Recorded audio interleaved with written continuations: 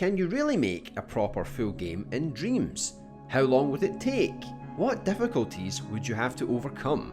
Today I want to discuss my solo experiences with creating a full survival horror game in Dreams over the past 12 months. Hey, welcome to Little Big Animation. We are all about creating inspiring video games and animations to unleash your imagination, so you can realise your own creative dreams and share those with the world. Creating a game is never easy. No matter your skill level or the wealth of experience you possess, it's always going to be a huge undertaking. I've always dreamed of creating my very own video games, not because I thought I'd be good at it, it's simply because I thought it would be such a cool profession and I'd be able to explore my creativity, explore lands, tell stories that I could previously only envision in my head. Little Big Planet gave me a taster into the world of development. I mostly focused on filmmaking from those games, but looking further back, the closest I got to being creative was through writing, or letting my imagination run wild. Creating ambitious projects using traditional tools and methods would require an obscene amount of time, and then along came Dreams. I suspect most of you who are watching this video are already familiar with Dreams, but just to quickly recap for those of you who don't, Dreams is basically a tool which allows you to either play or create your own video games and animated films. You can achieve this through sculpting characters and environments, composing music, animating, painting and texturing, basically everything you would expect from any other video game or animated film you've played or seen. It's all compiled into one ready-made package, which has its own social community, giving feedback, sharing assets with one another, and even directly collaborating within a team of creators. It is honestly an amazing tool to create in and to explore everything else that other creators have to offer.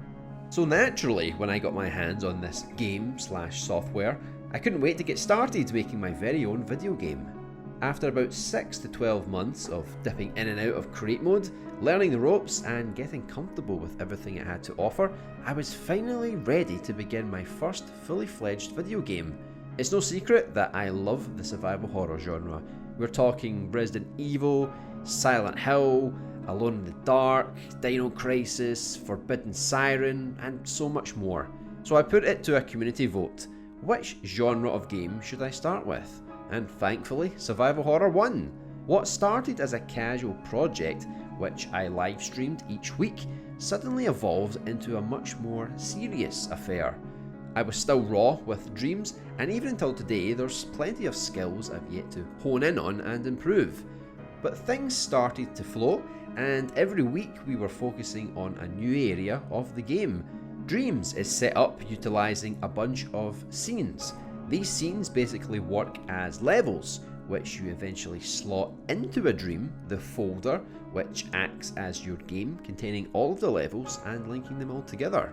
Firstly, I wanted to do two things. Block out the entire game before any serious graphical or gameplay work was implemented. That way I could get a feel for how the game would look in a simplistic format and have confidence that the full game had a competent structure. The second thing was to make sure the streams themselves were varied enough, having each stream themed around a new room or location. It took around 6 or so months to map everything out, streaming once or twice per week. We ended up with a lot of locations, as there are a lot of rooms you can enter and each one had its own dedicated scene.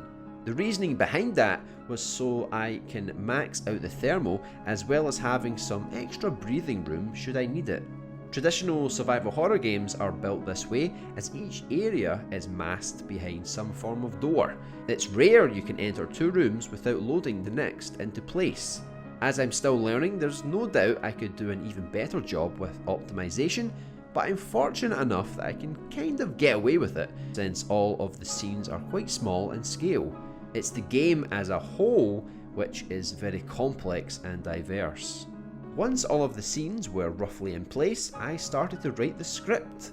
The story itself isn't too complex, but I tried to make it interesting enough that it can tie all of the gameplay together and keep it interesting for the player to discover just what exactly is going to happen next. The The script is split into 4 main sections which cover each location in the game. It's a fairly lengthy script in terms of dialogue. Most of the cutscenes are pretty snappy, but it all adds up. Each character is fully voiced, and I'm really pleased with the results thus far. Games don't always require a story, or even a good one, but I feel like all of my games will gravitate towards and make a real effort on that front. Whether I go all Kojima in the future has yet to be seen, and I'll let you decide if that's a compliment or not. Touching on the topic of voice acting, this is what leads us to our first problem, and it's a problem which branches out to many other aspects.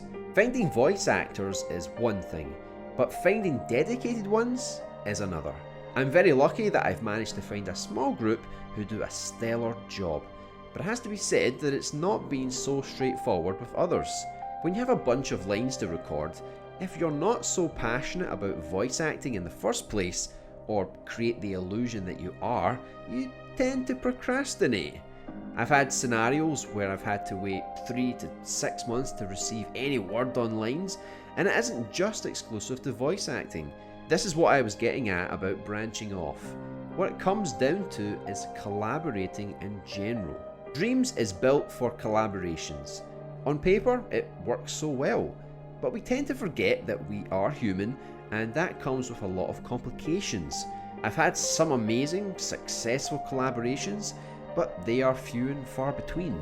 Perhaps you'll have better luck than I did, but just from my experience, I had people getting hyped up about the project, imagining all the things they were going to make for it, and then suddenly reality hits. Either they realised they vastly underestimated what was required, or in some cases life just got in the way, plain and simple.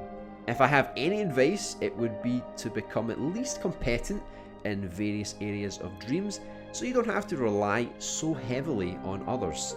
Strengthen your weaknesses until they're at least passable, and then if you do get some collaborative help to polish things up, then that's a wonderful bonus. It's hard enough to get others to commit to a small project, let alone a tremendously ambitious one. It does mean more work will fall on your shoulders, so you have to ask yourself, is this worth my time and effort? Because believe me, if you're making a game that takes longer than a year to produce, you have to be prepared to get through the tough times. You will have spells where you're completely demotivated, too lazy, or self-doubt creeps in. If you understand what is required of yourself to see this through to the end, then you'll know if making a game is truly worth it for you. I never question myself because I know deep down this is what I've always wanted to do. I just need to tough it out and not allow it to break me. After a year of solid development, and with a few months still to go to reach the finish line, I know I can't stop now or all of that time will have been a waste. That much I can guarantee. The next thing I began to work on was the gameplay logic. This included features such as picking up ammo, health sprays, key items, documents, etc. All of this would need to be displayed in some sort of HUD, so I created a full inventory system. We have the character you're currently playing as, how much health, ammo, and what key items they possess, as well as any collectibles found, and a handy game timer for anyone who wishes to track the length of their progress. On the next tab, there are all of the maps you have found, which highlight any areas of interest, as well as save rooms and your current location. The final tab is where all of your collected documents are stored, allowing you to read again if you so please. This section also reveals all of the obtainable trophies in the game, ranging from story-based to challenge-related. This really is aiming for a full game feel, so naturally trophies were a must. Since I didn't have any character sculptors, instead of panicking, I did the only thing I knew I could get away with. I Frankensteined them. Yep, that's right, I scoured the Dreamiverse looking for all manner of costume pieces, body parts, hair, you name it, until I could piece together my very own unique design. Sculpting a face was the thing which intimidated me the most, but having used and lightly altered a face from elsewhere, I was able to create something I was generally happy with. I focused on the logic for one of the main characters first, which would be easily transferable to the other since they both control relatively similar. The same was done with the zombies. Get one working fully before remixing with a different visual look. The zombies can lunge towards you, crawl along the ground, take standard damage from gunshots or knife slashes, and even explosive critical hits. I was worried about making AI enemies, but now that I've spent a few weeks developing the zombies, I am a lot more confident going forward.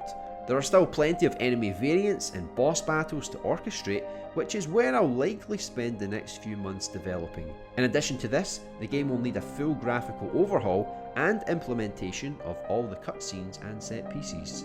A lot of work remains to be done, but considering most of the systems and templates have been designed and put in place, the remainder of development should go a lot smoother. I'd say that all of the experience and knowledge I've gained throughout this project will certainly speed up development of my future projects. Making a full, polished game is technically possible in Dreams within a year if you have the time on your hands or this prior experience. But the most important thing is to not rush your games. We've all seen the mess of Cyberpunk 2077. Stay tuned for an upcoming playable demo where you play as Lisa, one of the main characters, as she arrives in the city torn apart by the devastation that awaits. I can't wait to see what you all think, and I'll be taking feedback into the main game. Are you a fan of survival horror games? Intrigued by what you've seen so far? Let's discuss down in the comments below, and subscribe if you're new here. We're all about creating inspiring video games and animations to unleash your imagination, so you can realise your own creative dreams and share those with the world. If you'd like to support us on our quest to provide you with the very best inspiring content, consider becoming a channel member by clicking the join button below, which comes with additional exclusive perks such as early access to our demos, behind the scenes content, your name in the credits, along with custom channel badges and emojis. You can also explore our Patreon page or our Teespring store if you'd like to get your hands on some cool new merch. All links can be found in the description below. Thank you. Would you like to see even more inspiring content? Click on one of our videos on your screen now. You can also subscribe by clicking on our little red imp. See you in the next Dreams video.